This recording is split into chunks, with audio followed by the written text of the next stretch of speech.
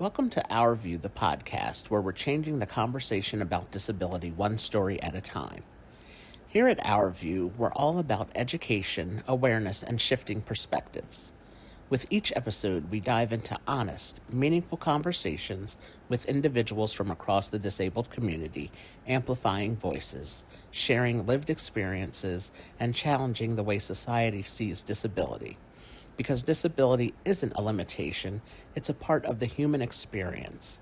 So pull up a seat and join us as we broaden the view and bring real, powerful stories into focus. This is Our View. This episode of Our View, the podcast, is brought to you by All In for Inclusive Education. All In for Inclusive Education is a New Jersey-based nonprofit organization that supports inclusive education for all students with disabilities as a fundamental civil right. All In for Inclusive Education views inclusion as a means to creating an equitable, socially just, democratic society. All In's vision is of a society where all individuals are valued members of their community and have opportunities to reach their maximum potential. I would like to welcome everyone back to a brand new episode of Our View, the podcast, where we aim to educate, raise awareness, and change the tone of conversation about disabilities. I am glad to welcome my guest on the podcast today, Ray. So, Ray, thank you for joining me for this episode of Our View, the podcast. Yeah, absolutely. Thank you so much for having me here, Arthur. Huge honor. Yes. Yeah, so you and I, we met a few weeks ago. We're recording this on Saturday, February 7th. We met back in January at the Winter Conference, Inclusion Conference for All In for Inclusive Education. And they shared part of your story there with all of the attendees. And I immediately had to come and meet you and asked you to be a guest on the podcast. So, I I'm really so glad you appreciate. did. Yes, I am too. I'm really glad that you said yes and really excited for you to share your story today with everyone. So, can you start off by sharing a little bit about your story? Uh, you can share any parts of your story that you're comfortable with sharing. Okay. Um, so I'm 17 years old and I will be graduating from high school in June. Um, I was diagnosed with spinal muscular atrophy type 1 from birth. Uh, Hobbies. So like last year, I was into music theory. I do like to listen to a lot of music and kind of analyze it. So I was starting to think about being a lyricist, but now I'm thinking about starting my own podcast.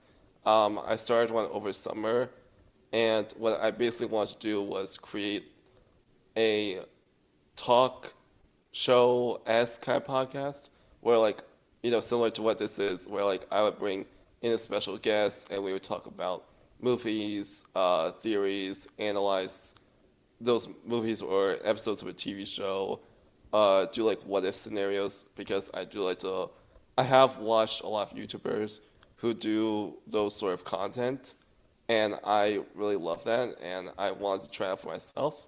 So it's still in the works. The podcast, I mean. That's awesome. I when you said music, I was like, oh, music. I love I love music. Going to concerts is one of my favorite things. I've been to a few myself. Yes. Who is your favorite music artist? Oh, that's a tough one. Okay, I can never say just one. Okay, so I would say the artist I probably listen to the most would be Kelly Clarkson, Taylor Swift, Pink, Avril Lavigne, a little bit of Demi Lovato, a little bit of Adele, a lot of strong female vocalists. Awesome. I love Pink does one of the best live concerts I think I've been to. No, she is. But like I went to her summer carnival concert in Hershey Park in Philly, probably October, like the beginning of no, it was either beginning of September or October last year, and I saw her do all these crazy acrobatics live Yes. while she's performing songs in the air, and she's like spinning in this like spinning cage, and I'm like, what the? Yeah. Yes, I went to that show too in Philadelphia. It was in September. And it was she's impressive, yeah. So that's great. I'm glad. I heard that and I was like, I have to ask who your favorites are. And that's a great solid list, by the way. It's a Yeah. great list. So for my next question, can you share a little bit more about your disability diagnosis and how it impacts your daily life? Okay.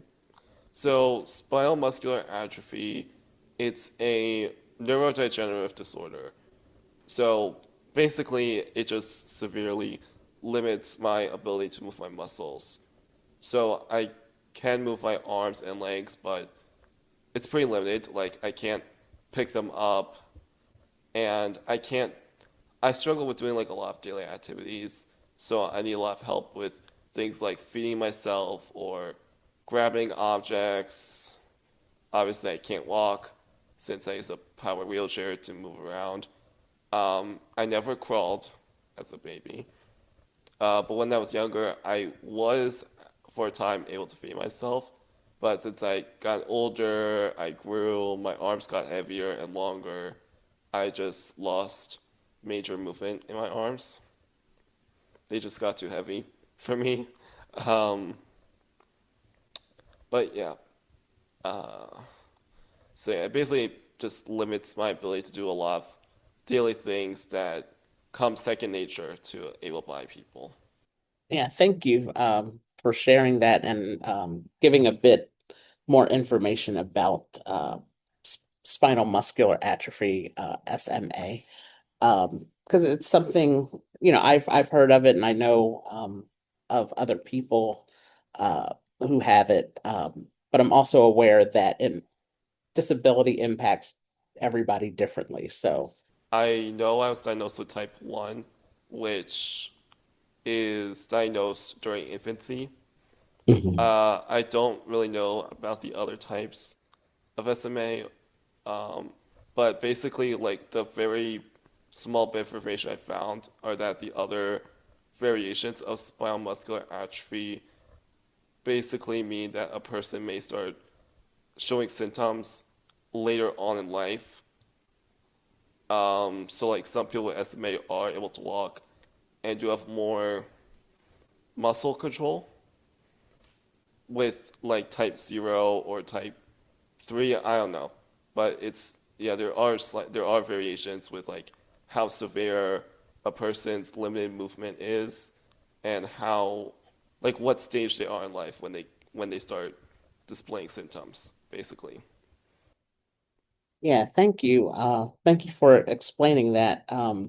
So what I was thinking of, I have spina bifida and this is a disability and every disability impacts every individual different.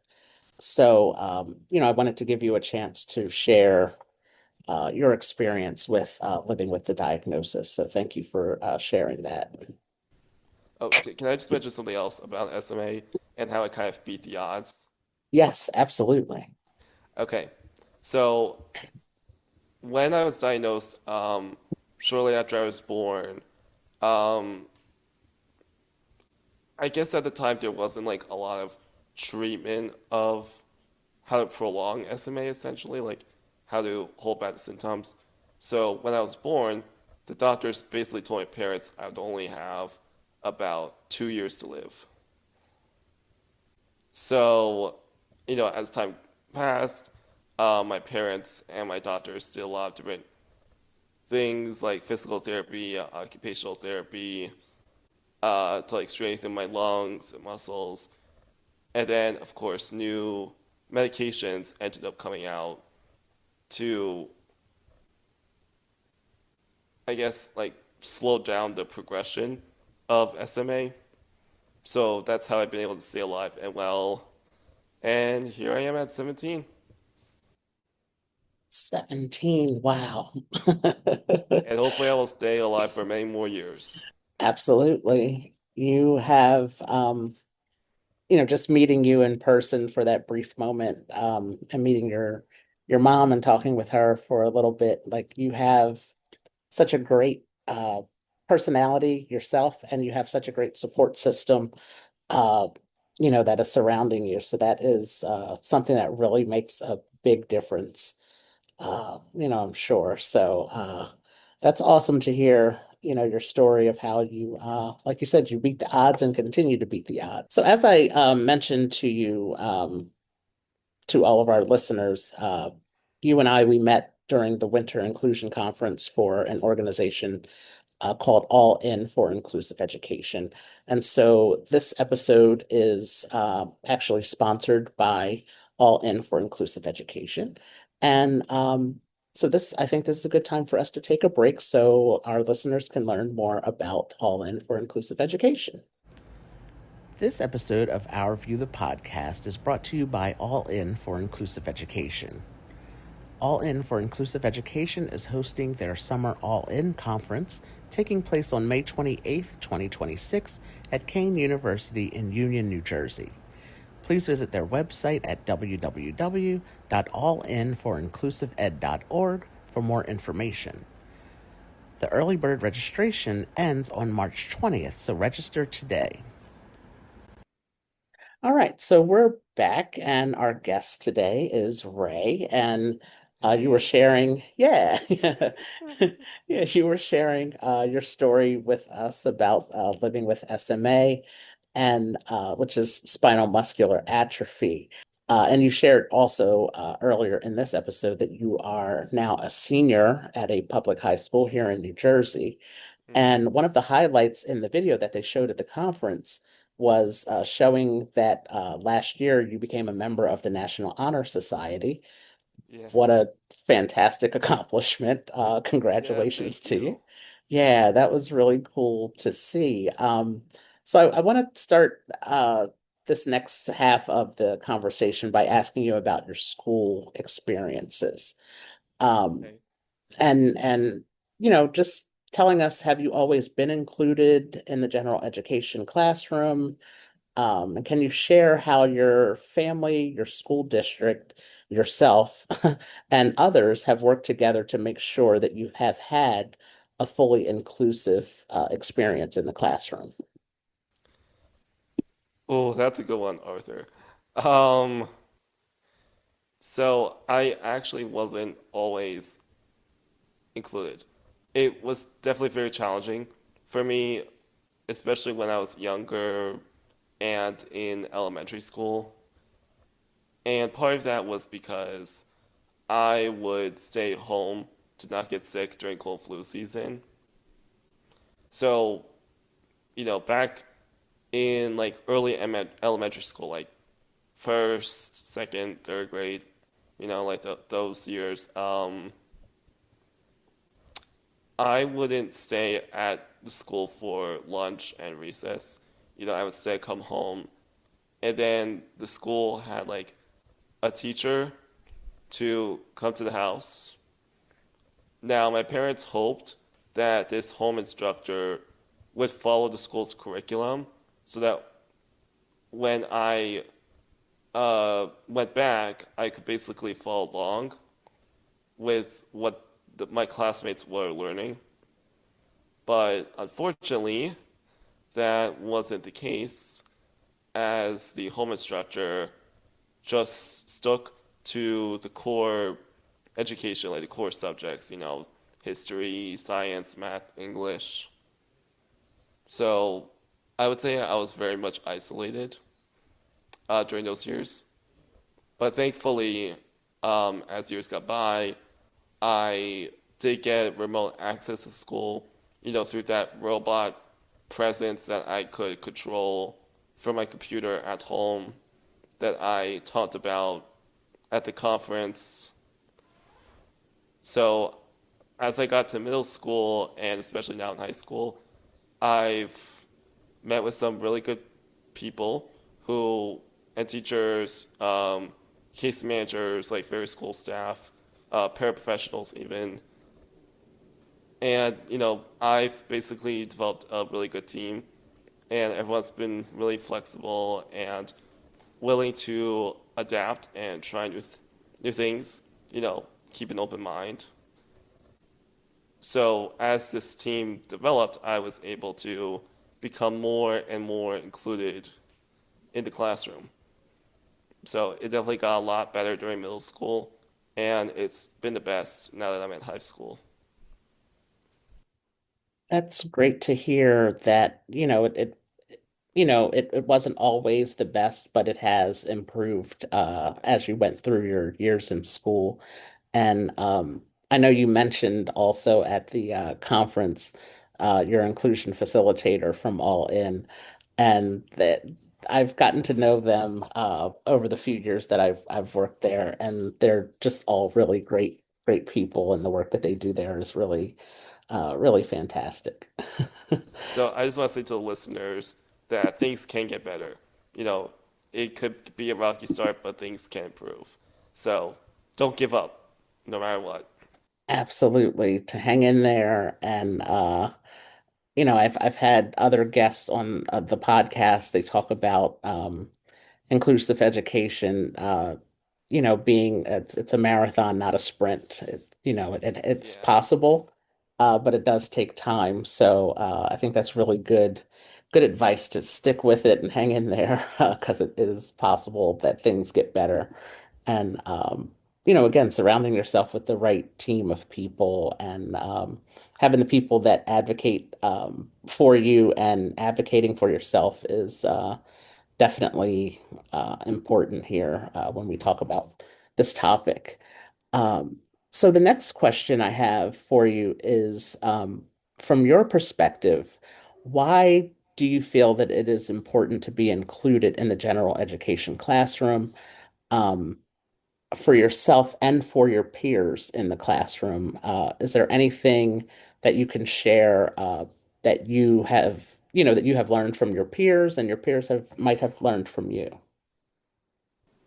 Inclusion is really important to me because I want my peers to see me, to know me. So, when I was younger, elementary, kindergarten, pre-K even, I would, drive my wheelchair into a classroom and I just noticed that everyone was staring at me.